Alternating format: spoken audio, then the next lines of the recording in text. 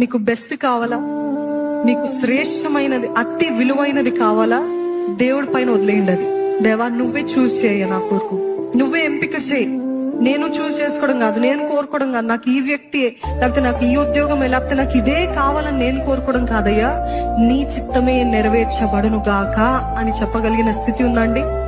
అవును, ఆయన చాలా మంది ఆరాట పడుతున్నారు, వేచి ఉండే సమయంలో ఉన్నారు. పదే పదే దేవుడు అదే చెప్తున్నాడు. చాలా మంది మీలో వేచి ఉండే సమయంలో ఉన్నారు. You're in the waiting season and God's silence season. అవునా కదా? దేవుడు ఎందుకు మౌనంగా ఉన్నాడు? దేవుడు నన్ను ఇంకెందుకు ఇంతకాలం వేచి ఉండమంటున్నాడు? నాకు అర్థం కావట్లేదు అని డిస్కరేజ్మెంట్ వచ్చేస్తుంది. అన్నిటికంటే కష్టమైనది ఏంటి తెలుసండి? దేవుడు మౌనంగా ఉన్నప్పుడు ఆయన పైన ఆధారపడి ఉండటము కష్టము. నమ్ముతున్నారా?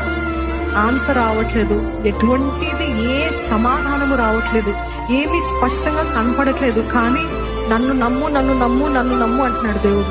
ఎట్లుంటది? ఇంకెంతకాలం నమ్మాలయ్యా, ఇంకెంతకాలం వేచి ఉండాలయ్యా, ఇంకెంతకాలము అనే డిస్కరేజ్మెంట్ ఫీలింగ్ వరకు వచ్చి ఉంటారేమో. కానీ దేవుడు ఏమంటున్నాడు తెలుసా?